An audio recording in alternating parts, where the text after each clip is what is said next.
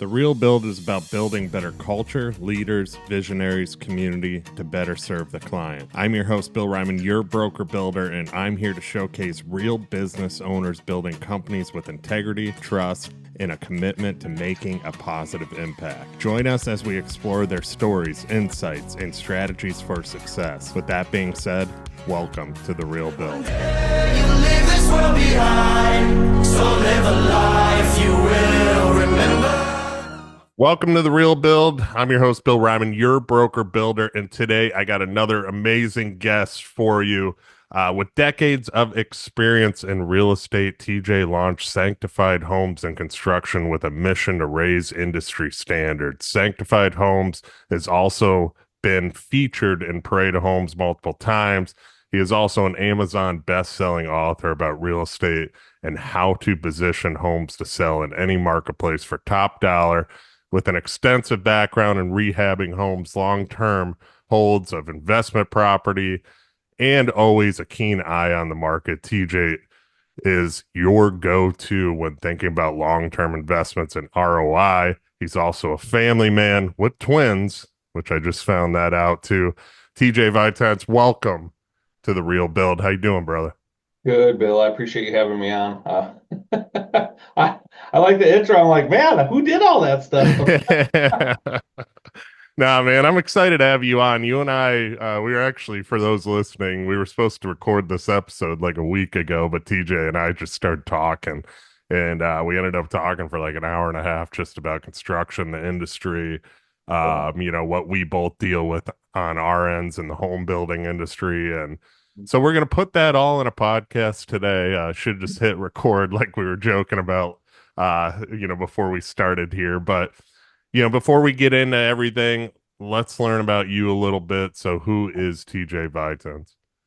Yeah, so born and raised in Wisconsin. For those of you, I'm close to Madison, within 30 minutes of the capital, let's say. But I live out in the country. I like nature, all that stuff. I really, I guess first, family, right? So I actually have two sets of twins. Oh, wow. All right. Yeah. And they're all under 15 months old. Wow. Yeah. Wow. So you're a So busy man. yeah, it's crazy when you start having a whole bunch of kids because now it's hard to go down at night and work on the computer at home and stuff Especially, like that. especially double each time for the Yeah, same. yeah, no kidding. But it's great. I love it. So, but then first, the most important to us is our faith and God, right? So that's the number one thing. And all of this is possible because of him. Like I know that. If I think people don't have that belief in something, I don't think that's just my belief. I hope other people No. find that or whatever it is that brings them peace. I don't push that on people. But that's just an underlying thing for me, right? And that's where, as we get into this, we'll probably talk about service and like I just want to be here to serve, right? I don't have a podcast, but we put out, videos and everything, and it's just informational. Like we're not trying to make that our income generating thing. It's to be a help to the consumers that are out there. And then, my background a little bit was when I was 16, I was doing property management. The guy that owned all these properties retired from his normal job at 45, and I'm like, I need to own some real estate. And then, so that kind of led me down the path to go to college to get a degree in finance and real estate. I also did construction. My dad was a carpenter, so I think he bought, I'm not going to get the exact timeline right, but he bought a house when I was in like sixth grade. We completely gutted it. And I remember being on drywall stilts in seventh grade, just screwing in the drywall, right? In seventh grade, I wasn't lifting up sheets of drywall, even though I'd like to embellish the story. I was mostly a gopher, pick up the trash, do all that. But then put myself through college and everything, doing construction, kind of got into the real estate world, still did construction and stuff on the side because we were pretty good at it. With that, kind of started buying foreclosure short sales because that's what the market turned into, did remodeling. Um, and then that morphed into, doing custom home builds. But with that, I guess I should jump back. After college, I was like, oh, how am I going to get all this property? I'm like, I want to be a real estate agent. So get my license. We were, like you said, Bill, we were pretty successful at it. We wrote sorry, that book. And I specifically talked about just positioning your house, going into more than just slapping a sign in the yard and throwing it on the MLS. And we can go into all kinds of detail with that stuff, like what that means, what that looks like, why it's more important for the consumer. But this underlying thing, and for those of you that aren't watching, I normally have a t-shirt on with one of the company things, but like this one just says raise your standards. And that came from a young age in real estate because the bar to entry was so low. Mm. Real estate and construction, right? Like I'm not sure in Florida, but in Wisconsin, I mean, on a weekend, I can have my general contractor license and now I can pull permits. And I mean, let's be honest, with the internet now right in front of you, you're going to pass the test. It's not like we're going in and taking a closed book test here. So now you have people that are able to help you buy or sell your largest investment and also remodel or build one of those investments for you. And do we know if they're skilled or not? My opinion is they're not, and that's why we continually talk about raising your standard. And that's probably where we'll kind of morph into, more stuff with what that means, what that looks like. But that's kind of me in a nutshell. Played sports growing up, hockey in particular. So maybe your Florida base. I think they should love it actually, because you got the Lightning and the Panthers. They're just taking the cup home It's year grown after. here. Yeah, it's grown here quite a bit, man. It has, especially with two winning teams like that. Um, Now I relate to you a lot. I really do. I never got into flipping homes or anything. I grew up in the business. My dad obviously was a concrete guy. He owned a concrete company when I was a little kid, and then he got in a custom home. So I was always involved with it, swinging a hammer. I was a laborer for a long time, big part of my life. And um, after I went into college to kind of get away from it, well, I played sports, I played college football, and then after that was over, I kind of came back and then went back to college again to finish, and then came back again, and that's when I got my real estate license and started doing real estate and selling homes and so on, just like yourself, which I think that's why you and I relate and get along so well too. We have a lot of similarities. But one thing I caught that you said there was, I just want to be here to serve, and I have that same mentality too. Like, doing video and all that, if you have that mindset of, doing it just because you want a return from it, then you're never going to get anything from it. But if you just do it, I have videos that barely get any views and I don't care. I just put them out there. Yeah, And I have others that have gotten thousands of views, and same with you. I've seen your stuff, and it's just, and people, I've had people call me and say, "Hey, watched this video on this, and it was very interesting. I never knew that." That's why you do it. And so I love that about you too, in having that service mentality, because construction is an industry, there's a lot of bad in it. There's a lot of people without that service mentality, and you and I talked about this last time we spoke, and get into that a little bit and why you started your business, because obviously, you said you started Sanctified Homes with a mission to raise industry standards. So talk about that a little bit. yeah. So one, I have to agree with, kind of what you're saying, how we connect so well, because it is that service-based thing. And it's, yeah, is it cool if someday we have a viral video and it'd be like, oh wow, I have a sister-in-law that she was like did folding paper and like to a music video and got like 6.5 million views on a reel. I'm like, What am I? Yeah, I've seen that. I'm like, like, what am I doing? yeah. I'm like, what is this? I don't even like I don't, you're not even teaching anything. But it's for one person, right? So we're looking at one person with those videos. If that helps them, it's worth it, Yeah. whether they work with us or not. So that's really what you're looking at is we're talking to that one person, just like, right now it's me and you, but hopefully one person can take something out of this and be like, whether it's a contractor or somebody looking to build, and it's like we help them. Hmm. That's why you do it. So that service mentality is, that's where it comes from, is wanting to be a servant. We're here to serve. This is my beliefs, right? I get that everyone can have varying degrees of it, but if you really look at it that way, and honestly, I didn't ask what you went to school for, but did you go for business at all? Or, Yeah. and yeah, Yeah. okay. Business. Yeah. So me too. And really college is, we can get into this and maybe something else, but um they didn't prepare me to have a business or let alone work in somebody else's business, right? But if you look at really successful businesses, especially your local ones, they're here to serve. Hmm. You're going to you're going to buy, the omnipresence of you're out there everywhere. You're going to have people come in and do work with you if you're truly here to serve. Now, if you just sit there and we talk about, I'm here to serve, I'm going to help people, but you're really just trying to be money hungry and grab and squeeze every penny out of people and not do the right thing, that goes away really fast.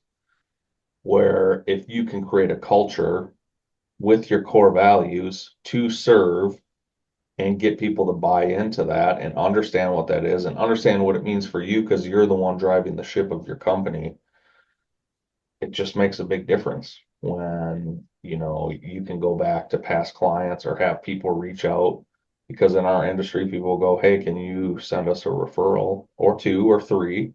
And you pass that on, and the feeling you get when that person calls back and was like, oh my God, these people were raving about you. You don't get that by not being of service and being a quality person, in my opinion. Um, how that's distilled into people, I'm not sure. My dad and my stepdad were both super hardworking people. My one dad was a carpenter, my stepdad was a business person. So I always looked at it like I got these two different people with different perspectives, and I just learned hard work, be a good person. Hmm. And that kind of more from it. And then part of it came from when you first get into real estate. Gosh, I remember getting my license and I'm like, man, if I could just sell this much, I'm gonna be rich. Like, you're your early 20s and you're like, I gotta make money. And I remember I did it and it was just like, huh, it wasn't really there. There wasn't Yeah. much, right? Like, yeah, money lets us do some stuff. It's great. We like it, but you gotta have a bigger purpose than that, at least for us, right? And then does that carry through to everything that you're doing? I think it has to be congruent everywhere. You can't just talk about being a great person at work and being a servant at work and then come home and treat everybody like garbage, you know. Um, I I try to make a point of every day of trying to make somebody's day better, whether it's going through a checkout line and saying somebody's smile looks great, or helping somebody with something, or staying a little later to help one of the subs clean up when it's, you know, 20 degrees yesterday and windy. I mean, I want to jump in my truck and leave, but one of our core values is go the extra mile, right? So we're gonna go and help these people because it would be nice if I was in that situation too. So, I know that's kind of long-winded, but I just think No, that was good. I want to go into, you talked about purpose. What's your purpose by doing what you're doing, do you think? By doing construction, by doing what's your purpose overall for the company and everything? so by building and helping people sell real estate. Yeah, I would say your building company, what the Building yeah, company. what the mission, what the purpose is. Yeah, I mean, it's going to be the raise your standard, and hopefully that's a trickle down effect to help. I don't want to say in fact to help spread knowledge of, hey, industry standards are way too low. I'm way into building science, right? So how the home works, breathes together, why you air seal, but if you air seal it, it causes other implications. But it's really to educate and help the consumers, right, who could eventually become our clients, that there's more options than just letting your builder decide everything for you. Hmm. I mean, most people get a bid from their builder and it's like, okay, cool. I'm not saying you, 90+% of builders are going to have an insulation package in there and they're never going to talk to you about the options of insulation. Yeah. How important is insulation? In our climate, it's huge. How are we going to do it? What products can you use? Um, do the people have allergies and issues with health? Maybe we want to talk about different products that maybe don't have as many chemicals that could off gas or whatever that could be. So, you know, the mission or the goal, right, is to have something that can be passed on and keep going. I'm not going to be here forever. Can we build it to that? I think if you find the right people to put on the bus that believe in the mission and are going to get behind you, yeah, you can do that. I mean, it's always, we get in our own way most of the time.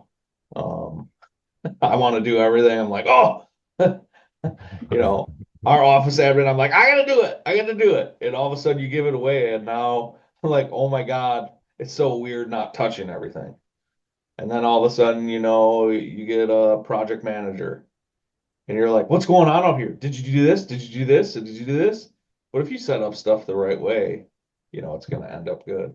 I'm jumping Yeah. all over on you, so I'm sorry, but No, no, it's really good too, because one thing you were talking about that I like is, and I'm the exact same way, as being more informative to the client. And what popped in my head was we had a client she built with one of our bigger competition, and she's building there, or him and his wife are building with us, and um one thing I'm saying, the wife, because I talked to her a lot more than the husband, but she said to me was, she goes, your process can be overwhelming, but she goes, in a good way, because before, when I built with your competition, there would be stuff that was on the house that I never approved and I never knew I was getting. They would just put it up there.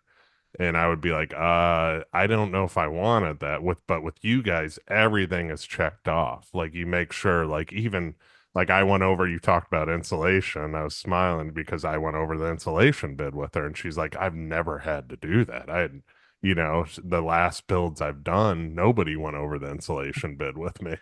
yeah, And I went through item by item and said, do you need this? You probably don't really need this, but it'd be nice because of this. And like, explaining what each item or each piece of insulation can do for her, even in the covered lanai areas and so on. And, being more informative, that people, yeah, it can be a little bit more overwhelming because there's a lot more in the process, but you know exactly what you're getting. You're approving everything. There's nothing that flies or slips through the cracks. She had a lot of items with her last build slip through the cracks. She had a electrical bill 2 months after she closed the house come to her for like 60,000 or something like that. I'm totally. like, how? And she came to me about it, and I'm not trying to get in the middle of this because Yeah, this was her previous builder, and I'm like, I'm just going to tell you, we would never do that. Electrical's way far done unless you're adding something at the very end. Like, you're paid with us. Like, I don't know what this is. So she had to get an attorney involved because she sold the house, and the owner that was there, she became friends with, and she was calling the owner that was there and being like, is there an electrical outlet in this drawer? And he's like, no. And they charged her for one. So they were charging her for stuff after the fact that she probably hoping she wouldn't even know because the house was sold, and right. seeing if they can get money for it. And I was like, that is insane, man. But builders do it. It's Yeah. crazy. It's crazy when you look back even in the 90s, right? Yeah. Like we have to do everything. Sorry, we do everything through a title company. We have to when there's a loan, but even if somebody is cash, like I don't want to just get all that money. I want to have a track, a record of everything. So we put everything with the title company. We still do draws when it's a cash deal. Like people just were disappearing with money back in the day, right? Because a builder could essentially sign up 9 homes, take, let's say, 20% down on each one. It's all in their bank account, and they're like, well, see you later. I mean, we laugh because it's like, um, it's like who could do that? Because that's not Yeah. my DNA. I'm like, I don't, I can't do that. Yeah. I'm like, I'm over here buying. I have dump trailers because I'm like, oh shoot, they're gonna go over on their dumpster budget. I want to take care of them. I put this number in, right?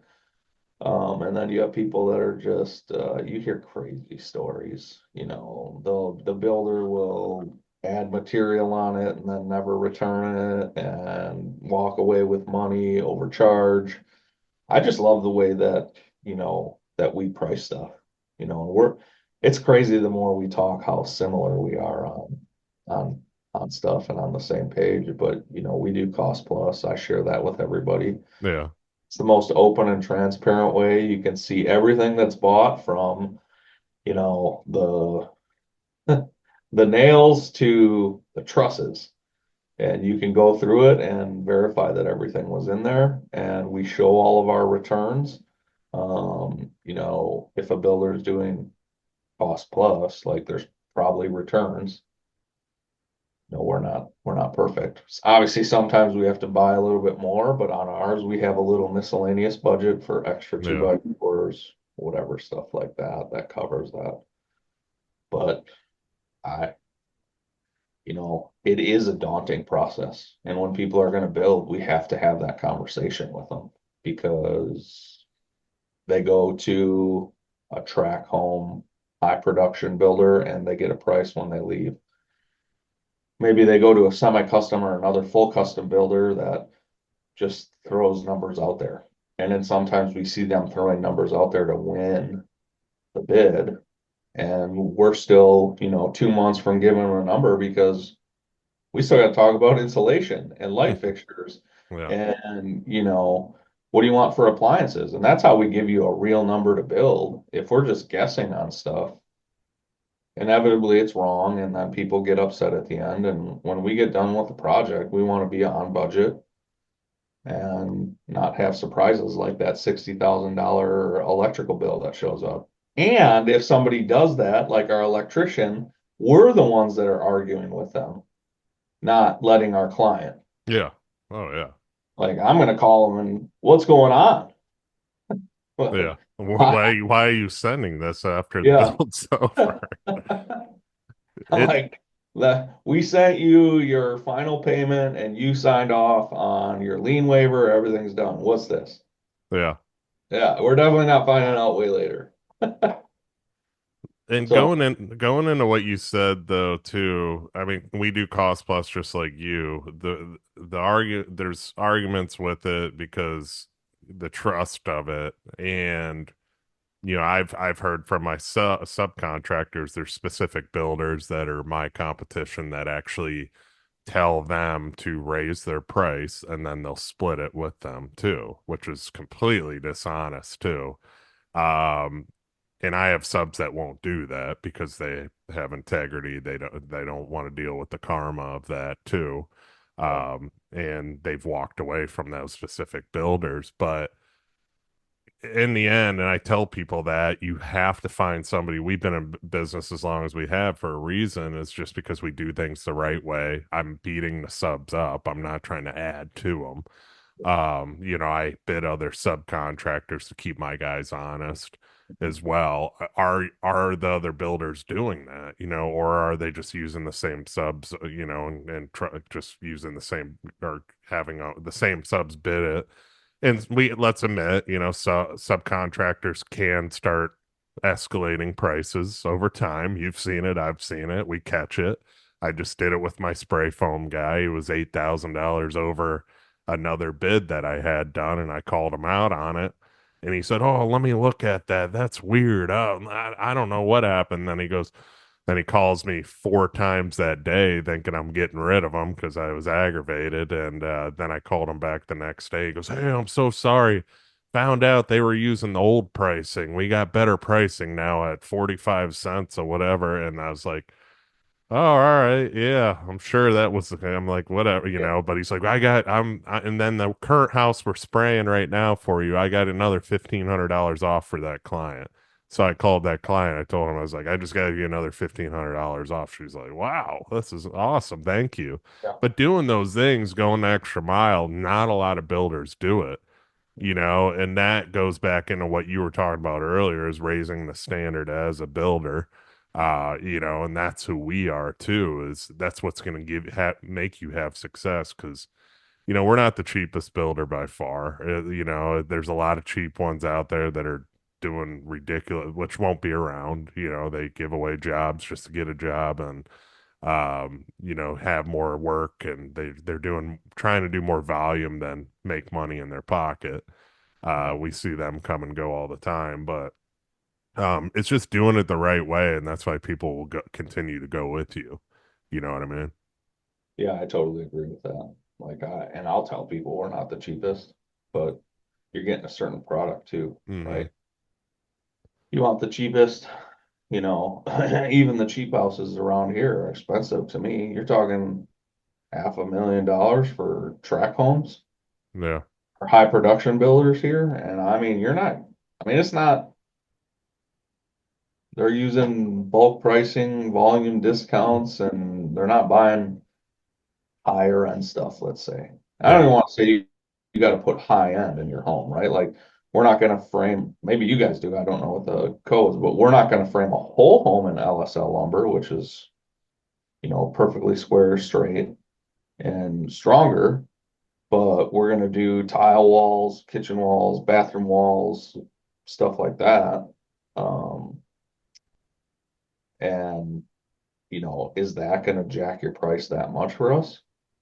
No, but when you do that a few times to build a better product, give a better experience, right? Hmm. 'Cause me and you both could do this by ourselves and do way less homes, but we have overhead and inventory, and we want to take care of the people that work for us. We want them to be able to have a career here, not Hmm. pay them the bare minimum to get unskilled, unqualified people that eventually leave after a year or two because Hmm. they can't build a career.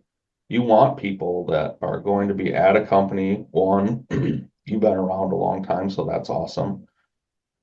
Two, you're going to take care of your people, because if you're not taking care of your people, I think it's a sign that shows how are you going to take care of these clients that you're going to deal with for 2 years, or whatever the timeline is to build. I know you guys do some pretty crazy big stuff, so it could be longer than a 2 year build. So you have to look for those indicators, right? As a consumer that's looking out to meet with builders, what is their process like? Are they bringing you in? Are they talking through all of these things? If it's just, hey, let's draw your plans and kind of go from there, and we'll get you a price in a month after that or something. I'm like, yeah, you can't do that. It takes way too long Yeah. to do the right thing, right? Yeah, I can guess on a plan, and all of a sudden you come in and I put 30 grand in because you want Wolf and Sub-Zero appliances or whatever new fandangle thing is, and you're like, oh, I'm totally cool with KitchenAid. Well, then obviously you're going to be less. But Yeah. if reverse happens, right? And we just had this happen 6 months ago where we ended up working with a client because they were bidding another builder and us, and that builder had an allowance in for Mm. flooring where we actually had them go in and pick flooring and had the real number. That builder had an allowance for flooring of $6,000 for almost a 4,000 square foot Oh, house. wow. Because at first, right, they go, well, why are they $50,000 cheaper? Yeah. And I'm like, well, look, I don't know what they bid. I'm happy to go through it and show you. There's usually a way we can show it if they give you a line item breakout. Oh yeah, they gave us that. I mean, right off the bat, we found that. they wanted this bonus room above their garage that the other builder didn't have in there. We had that. We had a better insulation package that we talked about that they wanted to have. And it's like, there's your 50, and we haven't even finished going through the whole thing. Yeah. It's, people aren't always comparing apples to apples, and I think that's a surprising thing. And then it's like, for builders out there that are like us, I believe it is my job to do such a good job and educate and explain this stuff that there's no other choice but then to build with us. Yeah. And if I don't, I feel like I failed, right? And I take it personally, but it happens. But I'm not going to try to win based on price. Like if it's just price and that's the reason you don't go with us, then I failed. Yeah. That's just my opinion. But that's when you go back and you go, okay, what went well? What do we do wrong? What can we do better next time? Improve on that. So we don't let somebody go with, the other big name builder or high-end builder or track home builder because we know the product we're going to give. And, maybe that family, at least for us, has a daughter who has asthma, and I know these other builders aren't going to take care of air control. I'm sorry, the air in the home so that's healthy, breathable, filters out allergies, all of that stuff. Because I was at the Madison Area Builder Association and there was a talk on ERVs, and the other big builder was in there like, "What's an ERV?" You know, they're just going to build it the same way they built it for the last 30 years instead of staying up with the industry.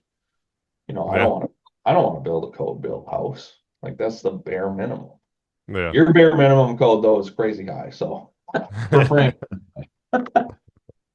No, you're spot on, man. It's like in oh, the worst thing is when you lose somebody to price. I just had that actually happen too, and you're like trying to think like how could I have done better, or how could I have gotten them? And I explained everything, but sometimes you're just not going to get everybody. It just happens, and it sucks. And these were good people that I actually helped them. I didn't buy, I wasn't their realtor on the lot, but I helped them. I looked at the lot. I did the extra mile like I always do. Went out to the lot they were looking at before they purchased it. They asked my opinion on purchase price, what resale, all these things. So I did a lot of legwork compared to the other builder they ended up going with. And then I got the phone call and I heard it and and her voice where she goes, she's like, Bill, I just wanted to say we were after we left you on Monday, we were 100% going to go with you. And then, then we met with this other builder and I asked her, I was like, I go, can you just tell me the reasoning? And she couldn't really give me a reason. And she said basically it was floor plan. He had the floor plan they wanted. It's 400 square feet less than mine. Even though I'm a custom builder, I can right? customize floor plan. Yeah, Doesn't make a difference. I was like, okay, was it price related? And she's like, well, yeah, he already quoted the floor plan. And I was like, oh, that fast. So he knows exactly what you want and stuff like that. And she's like, well, not necessarily, but it was based off of something he already did. I was like, oh, okay. Thinking in my head, I'm not going to get into it with her. I was just like, more than likely he quoted off of 2 years ago or 3 years ago that he built that specific house. So more than likely it's going to be more money and there's going to be fighting later on. This is what goes through my head versus letting me actually price out then and there. yeah, And she's like, and you quoted this. I was like, that was a rough square footage you asked me, and it was based off of something that I'm doing currently. So I was like, in full high end material, all that kind of stuff. You can go less. I don't know until we get into it. That's the benefit of a custom builder. mhm, And, long story short, I was just like, best of luck to you. I'm here if you need me. You got my number. If you run into anything, I'm happy to help. I'm big on play the long term play, no matter who it is. They might have a horrible experience with that builder and want to sell that house and come back to us yeah, and build on a different lot. So I was like, best of luck to you. But stuff like that just drives me crazy, man. And you can't win them all. And, I gotta, there's a lot of competition now in my market. I'm sure there is in yours too. And a lot of them are undercutting and they're selling solely on, I can do it cheaper. And a lot of people go with it. Not everybody. I've got a lot of great people that want the quality, they want a custom, Yeah. and but I had one guy recently too that almost went to the I can build it cheaper, and then he talked to my architect. My architect's like, no, you got to go with Reiman hands down if you want a better experience. And he's like, that's what overall I want. But the other guy said I can get it cheaper around in the same house. Yeah. So it drives me crazy, man. There's always someone cheaper, Yeah, right? If they yeah, took over the market at their budget, somebody would undercut them. yeah, And I'm just not with there's low price leader shoppers and businesses. And it's like that's cool. Just like you don't need us. And I don't mean it in a bad way, right? Like I just totally get it. And if people think that a builder can sit down with them from Monday to the following Monday and give them a price to build a high-end custom home, there's no way. yeah, Like they're just saying a number, whether it's to get you in the door or not. I assume most of the time when we lose, it's because they tell some other builder, here's what they said, and now they come in and they go, oh, we can do it for less than that. Put together a job worksheet and put in $4,000 for appliances, 6,000 for flooring, who knows what for framing and electrical because they're all allowances. yeah, And then you go over, they're like, hey, you went over. yeah, I know because I've lost to people like you have, and all of a sudden you get a call. Or like that's the worst ones because normally you spent a bunch of time with these people. Like I know we talked about this, but like a ton of our clients are our friends now because that's who we yeah. hang out with the Same, most. yeah, same And here. all of a sudden, you're friendly with them. And I do the same, give me a call if you ever have problems, whatever. Like I still want to be here of service to people. And they're calling you out there and asking you questions and like, can you step in? And I'm just not going to step in on another builder's build. Um, Yeah, I, no, I appreciate it that now all of a sudden they like me, but I'm not here to come and fix all their stuff because we don't know what they did, what they put in, how they framed it, what their standards are versus our standards. And then, it's a whole can of worms. So that's why I feel so bad is because we've both gotten those calls where it's like, hey, can you come in and do this? And I'm like, yeah, how do I get somebody to listen to me? Because when I'm on the phone like you, I'm not going to be like, yeah, but did they have this in? Well, you said you wanted, mahogany handcrafted doors, and they're putting in hollow core doors. yeah, I can make, we can make it cheaper. There's always with that custom and especially cost plus, like you want to go higher, you want to go lower. We can play with materials. yeah, Like everybody's going to kind of have the same lumber package if it's the same house. We're going to buy at maybe one lumber yard, they're at another, pretty close, right? yeah, You have your labor, and I can tell you this here, I can pick a track home framer and I can pick the framers that we love to get, and I'm going to get a different product based on who's framing that. hmm, I could get the cheaper track home builder, but I'm not excited. I'm going to have callbacks. I'm going to have to be there constantly to babysit them and watch them and make sure they're doing it right. And then we have our higher end framers that have been together for 20 years and they crush it, right? Like everything lines up, they're awesome and they cost more, hmm, but it's, who you're going to get. And it's more than just you, right? It is you, but it's who are your subs that you're working with to put this whole package together. There's a reason if somebody can actually build it less. yeah, Are they taking less just as a percentage or however they're charging? Yeah, that could be part of it, but they're probably also hiring, you know, who knows who the plumber is that just got his license. Sorry, they all have apprenticeships. I'm not trying to say that. But maybe it's a plumber that's just starting and it's his first custom home and you're building a $3 million home and you're going to have a guy that's just started his business and it's the first time he's done a custom home because his apprenticeship was all commercial. I know I'm going way out there, right? But this is yeah, stuff this is stuff people don't think of. They just are yeah, like, hey, I gotta go talk to a builder. Yeah. What's your price? Because as an industry as a whole, and I think remodeling has gotten a little bit better at it, but a ton of the remodelers I know that do extensive remodeling only, they charge to give a bid. Yeah. And like we don't. Um, maybe we should, I don't know. Maybe you guys do. We just don't.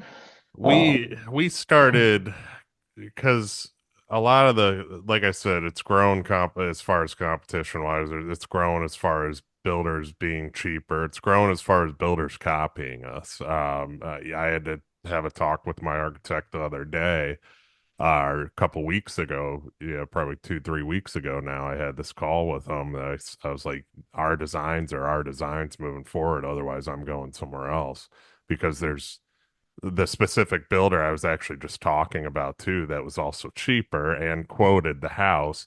He actually she told me also that his design was very similar to us. Well, guess what? My architect does his stuff too. So I got it right away aggravated and called my architect right after I hung up the phone with her.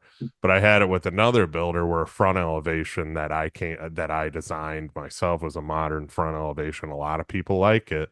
All of a sudden I started seeing that front elevation pop up by another builder that's does cheaper houses, cheaper work.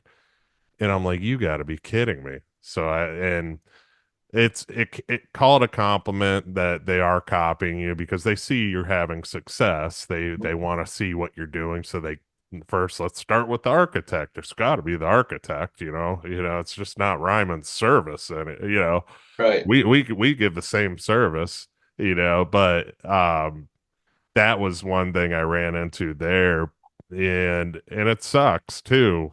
But I lost my train of thought on where I was going with that whole thing.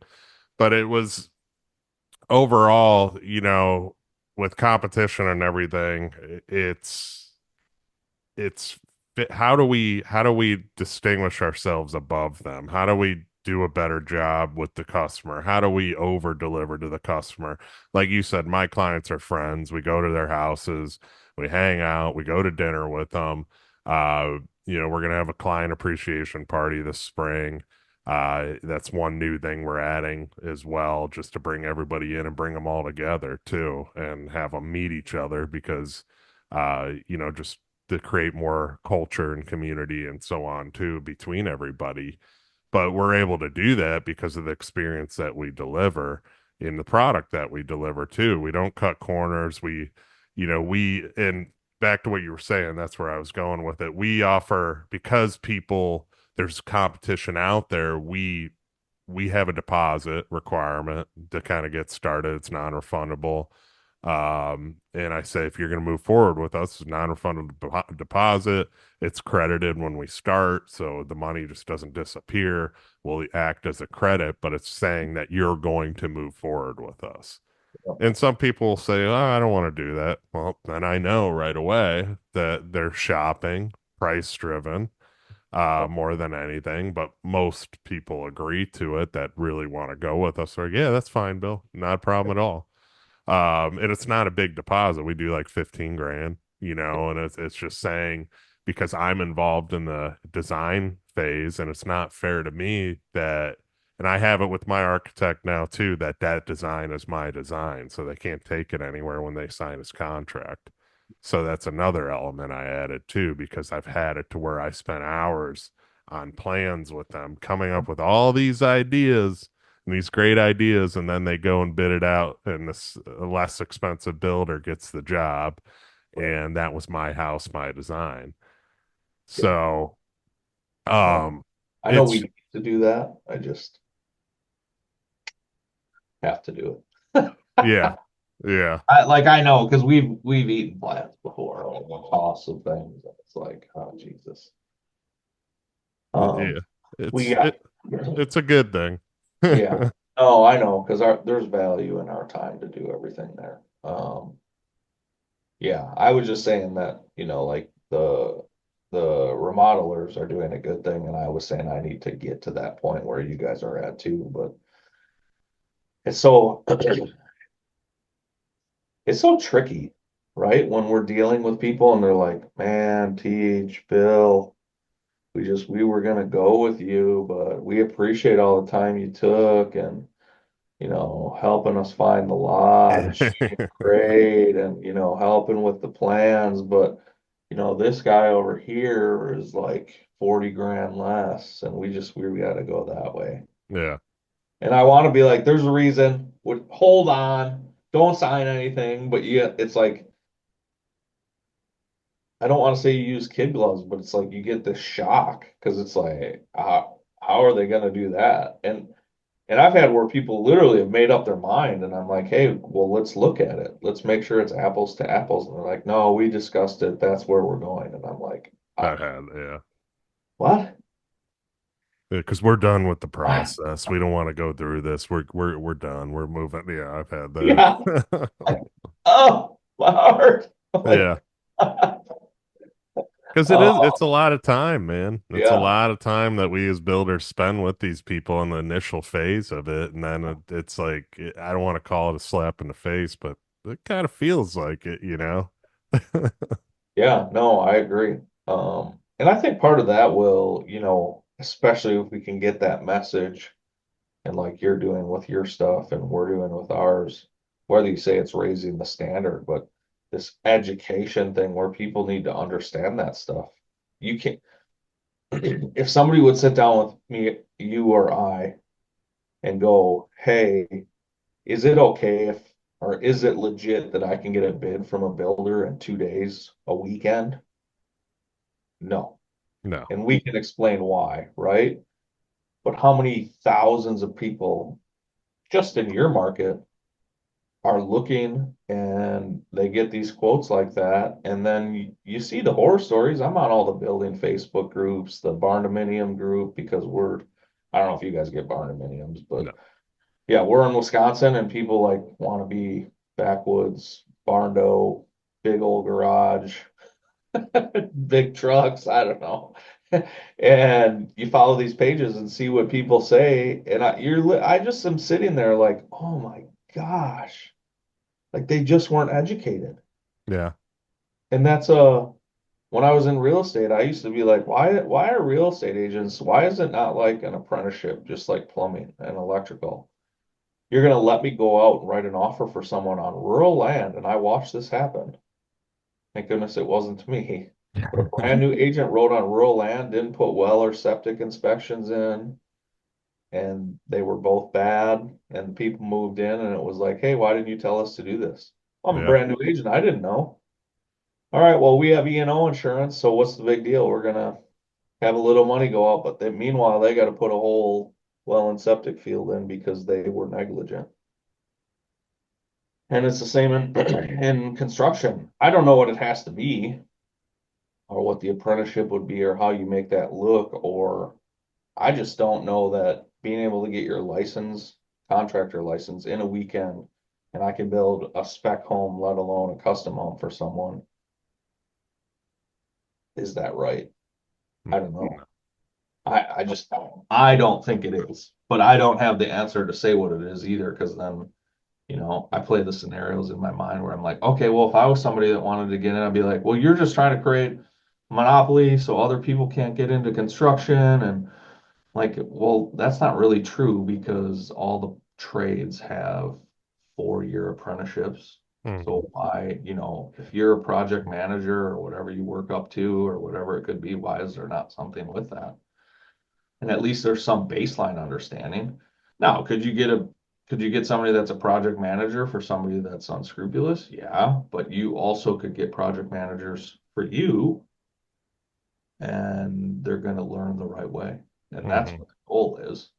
And then you get more people, right? Like, because let's say you get this is implemented, and it's just me talking out loud, but you bring on 2 guys as apprentice project managers. You're going to get a better labor price, which is totally fair in my opinion, because you're teaching them this super valuable skill. And then, even if one of them takes that and becomes competition for you, one, if I didn't create a space for someone to grow in my company, that's my fault.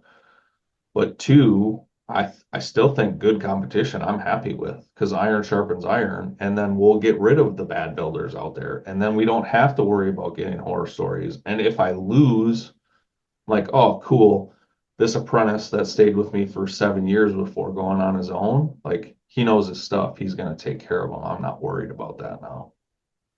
But, you know, hypothetical. Well, we're in business too, we're in business. Obviously, we talked about this earlier. Have great employ. We want to have great employees. We want to give them the ability, like you talked about. That's why we're not the cheapest, is because we have to pay our good employees and continue to have them grow too. We want to give them the tools to grow. We want them to be able to grow in their position, not just be there stuck because that's when they're going to jump ship and go to the next guy.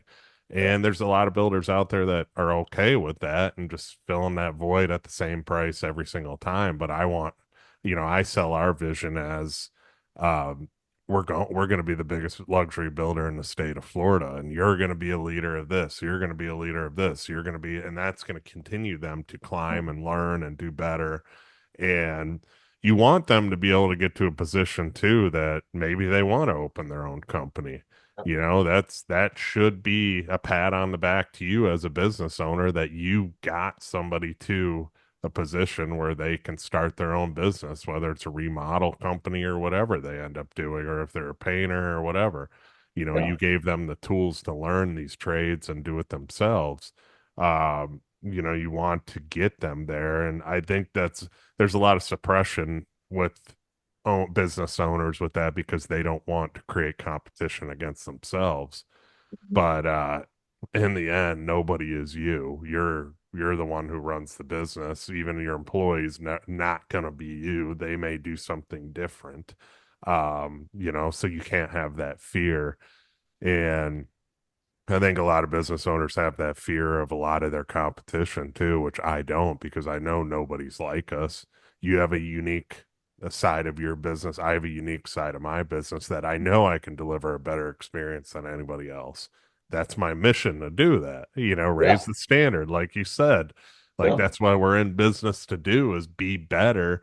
And I tell people, everybody that calls, is we're always trying to raise the standard in communication and figure out new ways to communicate with our clients. And I always tell them, I always say, not to sound cliche and corny, but all of our clients are friends. All of them. We have good relationships with them. I can show their houses.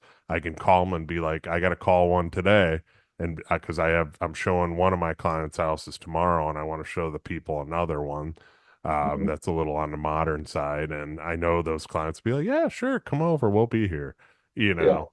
And just the dogs are going to be out. Hopefully, they're dog people. Yeah. But it's there's not a lot of builders that have that ability too. Yeah, I agree. I mean, one of the ones I lost this past year, because I tell people, I'm like, you should ask me for 3 referrals and call them. And Yeah, they asked this other builder for that. They wouldn't give them to them. yeah, And they still went with them. I'm like, and they're having a nightmare of a time right now.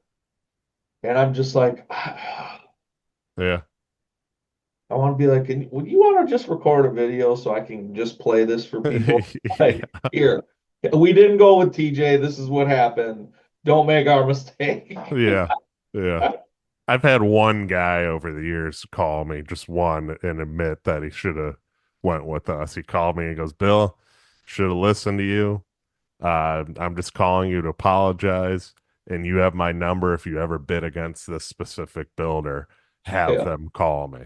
I said, yeah, "Oh, thank you. I appreciate that." And it's not it is what it is. It's not your fault. They told you a different timeline, and it is what it is. It's a learning experience. yeah, yeah. But you're gonna get them forever if they Yeah, ever, right? So yeah, there's so much to, there's stuff from the contractor side that, I think our videos, this podcast can all help people with, but there's so much from a potential client looking to build, right? Like just even if they pulled 2 things that we thought about and like dive into that, whether it's referrals, whether it's, you know, go look at the homes that you built with people. Do they let you get into those homes? And then even the bid process, right? So, well, here's your plans. You can build that for, you know, I'm not even going to say price per square foot. I almost did because your market is so much higher. But you guys have crazy standard. We can build it for, a million. And I just gave them one for 1.5. Yeah. And they're like, boy, that's a big difference. Like, well, yeah, there's a reason they did it without figuring out everything. And I did it. And we talked about, you want your base trim dadoed in on the bottom and you want pocket doors everywhere. Well, we're not going to slap in a cheap pocket door. I want all those walls to be 2x6 walls now. And now you're not going to have to worry about it later on. And you want them soft close. And that's just the tip of the iceberg. Yeah.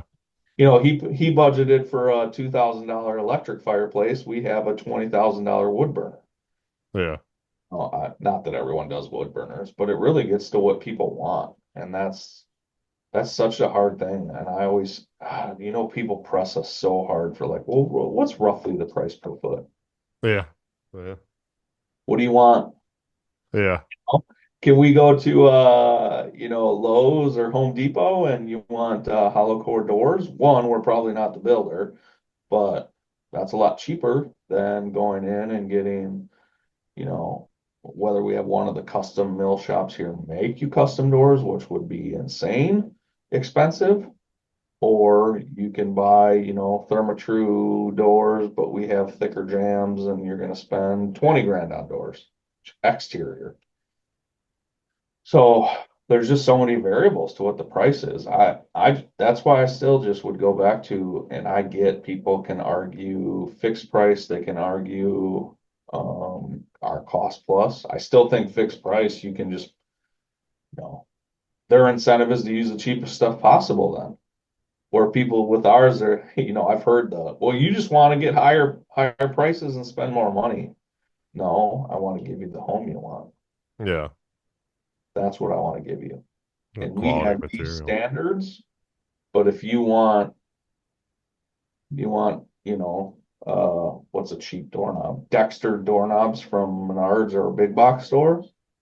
Or do we want, custom high-end ones from Italy or something? That's a big swing in price.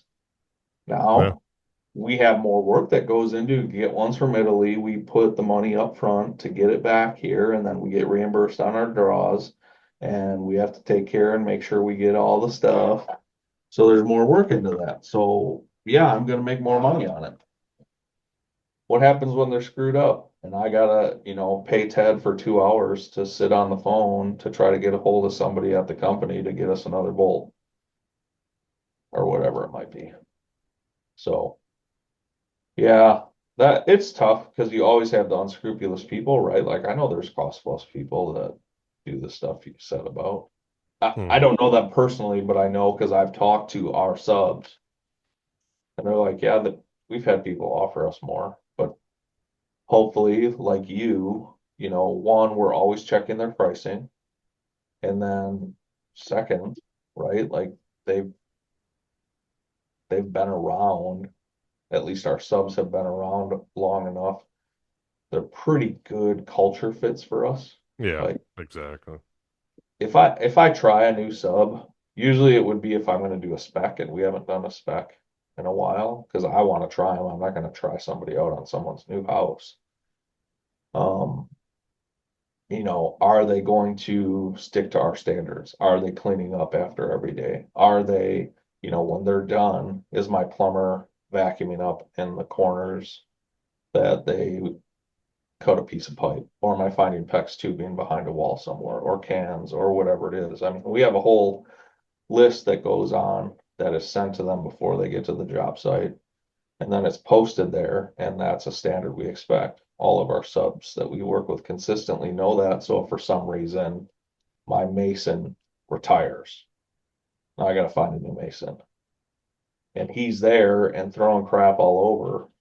Usually my other sub, well, one, I'm going to see it right away and correct it, but my other subs are going to too because they understand that standard is, hey, people are coming by these. homes on the weekend or at night, and they're looking at it. And that's a reflection of you as the sub, but it's a reflection of us. And then when our homeowners come in, it better not be dirty. I better not find a piece of garbage or a cigarette butt or a chicken wing or a donut up in the rafters, right? Like these are just things that I've found over the years. And it's like, dude, come on. So, it's not just who's the cheapest sub, right? We want to keep our subs honest, so we do check pricing, but it's also having that good group of subs that believes in your mission too.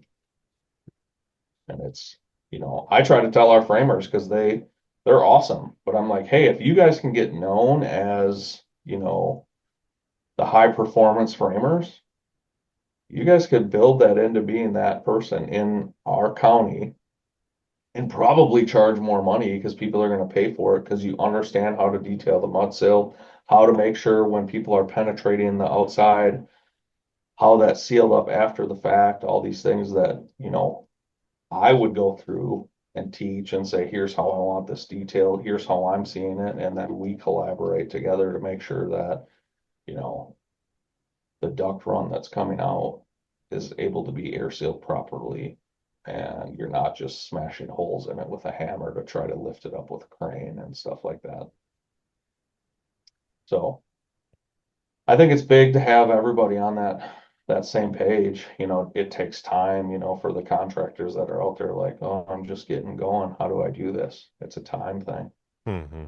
You got to do more houses. You got to be in front of your subs and educating them. And part of the reason to do videos is like, hey, now I can just go here, play this video because you have a new guy on how to tape. How do you Hmm. properly tape a window or apply liquid flash or put Fentrum down around the bottom to help with air sealing? And, you guys probably have to do stuff with termites and all kinds of Yeah. stuff. So then I have this whole resource that's education for subs, but also education for clients that are building in, you know, Illinois. And they're Yeah. like, hey, I know we can't build it at TJ, but what would you do here? Oh, cool. Here's a video. Yeah. So it's like a whole library of stuff. And then it's other stuff that's just made for clients to, videos that are specifically to them. But anything to me that's made for a client could be used for a builder too, because I don't know everything. Yeah. I learn stuff at if I'm building the same house or doing everything the exact same way 5 years from now, I'm like, man, I didn't learn anything. Yeah. I learned something on every house, whether it's something in the building, whether it's something in our process, whether it's, I like to every year, at least more than once a year, do like just a brain dump with, hey, what can we do to improve that client experience? I write crazy stuff down too, right? Like, what if we rented a limo? No, what if we bought a limo and then took them to the house and it was this big thing and like a big party and all their friends are there? It's cool. Is it feasible? Right. But then maybe it's just, right now we're creating a whole series of videos that as soon as different stages are hit, they're getting a video where I'm explaining what's going on in that stage, timeline. We're framing now, super excited. The concrete is dry, not dry, but dried out. It's still considered green, but here's how long framing roughly will take. Then after that, we'll be on to the next thing. They're like 30-second videos, but it's a Yeah. touch That's point, awesome. right? And then we're using now every Friday for our update. I just video myself and send them that video. Now, if they want to call and talk, totally, we do that. Yeah. But they get to see my face, and all of a sudden, probably from doing this and some of your videos, there's people like, man, I saw your videos. I feel like I know you already. And I'm like, Yeah. this, Yeah. this is so weird because I don't know you at all. I'm Yeah. like, oh, cool. Because they're talking to me No. like we're buddies, and I'm like, I don't even know. Yeah, yeah. No, I've gotten that a lot, man. That's the benefit of it though, is it creates the trust and you create trust ahead of it and people are gonna like you or they're not gonna like you. If they don't like you, they're not gonna call you from and it kind of saves time for you too, in a Yeah. way, because if they watch your video and they're like, I don't like this guy, then it's like probably not gonna like me if you meet me in person either. This is Right. my personality. I'm showing it on the video. I am who I am, so I'm big advocate on video, which is a whole nother topic for next time when you come on, because you're coming Yeah. on here again. So Yeah. Let's do it.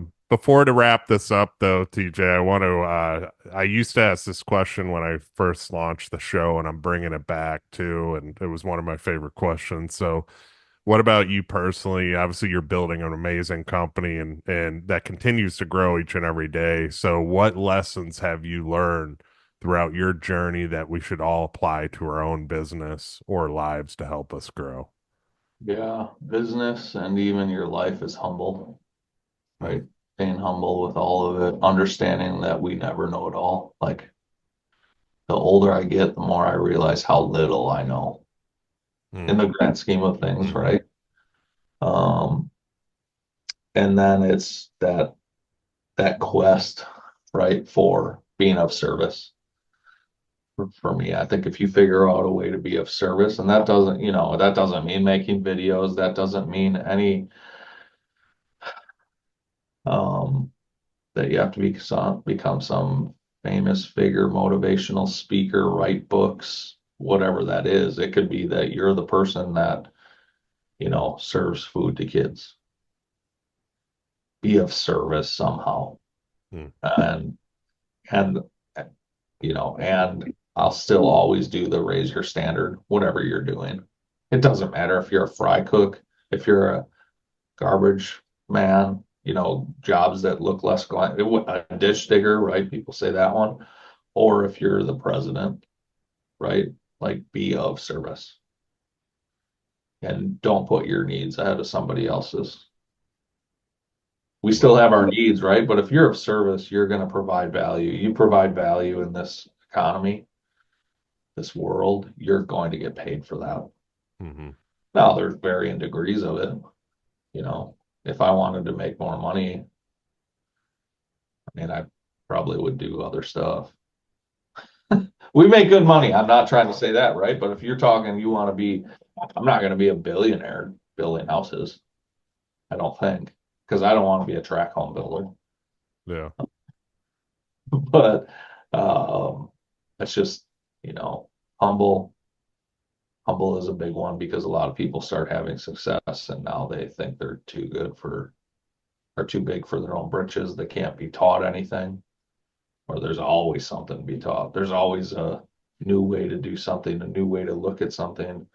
Um, you know, and then, our service.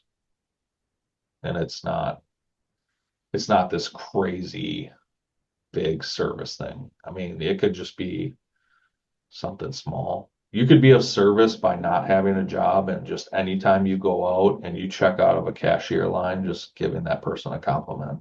Yeah. You can change people's days with that. What if everybody did that? Yeah. Dude, bro, I love your freaking tattoos. What's that on there? Yeah. You could be having a shitty day, and if those mean something to you, I don't know what that does. Sometimes it probably isn't anything, and people might look at me like I'm like, dude, what's your problem? You trying to hit on me, brother? Like, no, I'm not. But that's what I'm trying to do. So, um, yeah, I think it's probably those three things are probably the biggest that I would say. Um, there's so many. I feel like we Yeah. could talk for hours on that, right? Oh, okay. Well, I love some of the books I see behind you because I have a lot of the same one. Yeah. Yeah, But no, I mean that every time I ask that question, I get a different answer, and it's always an amazing answer. So, no, I love that being humble, and it's a lot of people, like you said, they get to a point in business and things change, and it is business is what you're saying. It's all about what you're saying is we're here to help, we're here to serve, we're here, and you talked about your faith, and I'm obviously a Christian too, and it's that's what Jesus did. We're here to serve, we're here to be here for others and do the right thing and take care of people, and yeah, that's what's going to give give us the best, ability to give the best experience with our companies and in life in general too. So, Yeah, no, I love it, brother. I love what you said there. yeah, To wrap appreciate this up, last question to where do you see yourself in the future in the next 10 years? Where are you going with the company? Yeah, hopefully I'll step more out of the day-to-day being on the job sites and more just helping grow the people and just working on the vision and making sure that ship is getting steered in the right direction, right? Then obviously with having kids, I mean, it sounds nice to have something where they want to take it over, but I I used to think I needed this big thing to be a legacy, right? And I needed to pass something on or give a bunch of money or whatever it is. Like they're my legacy.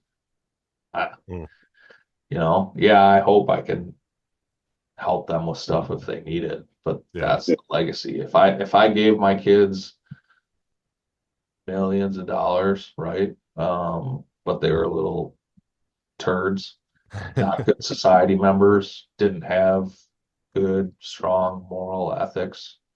I I don't want to give them anything. I want to give them that.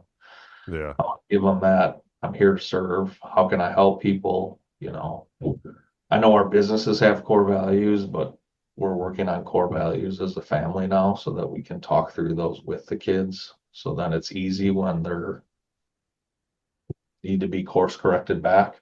And then they Yeah. can, it almost starts self-regulating itself, just like in your business. You bring on somebody new and your whole company has the core values in their heart, somebody new gets weeded out pretty quick. Yeah. If they're the I, core. yeah, I love that core values as a family too. I didn't even think I definitely gonna implement that too, man, because that's huge for Yeah, sure. yeah. That's awesome. No, man, this has been awesome. You and I can probably go on for another 2 hours on this Yeah. this one too, but you're definitely coming back on Cool. Yeah, I because this appreciate it. this stuff it's crucial for people, and I'm trying to get more back into the content of the construction industry, what to look for, and everything we talked about today is crucial to the client too. So I know there's going to be people out there listening to this that are going to get a ton of value on it. So I appreciate you doing that. Where can people find, connect with you, watch your Yeah, videos? Where can they do yeah. all that? So Instagram or Facebook and YouTube and all of them, if you put Sanctified Homes and Construction, you'll find us. Awesome. So Easy enough. Sanctified Homes and Construction, easy peasy, no special dashes and all that. And I'll link everything in the bio, obviously, with YouTube and everything Yeah, too, cool. man. But nah, this has been awesome. I appreciate Yeah. you coming on today. No, I appreciate what you're doing to obviously help with that and your show. And, anytime you want us to come back and talk about something, we're happy to help. You'll be back. You'll be back Cool. many times, brother. Yeah. So no, and with that being said, guys, thank you all for listening. Please share this one because this one needs to definitely be shared with friends, family, anybody looking to build a house. This is a huge episode for them. And 5-star review on Apple. You guys are doing great with that because this one deserves 5 stars. And we will see you guys on the next episode.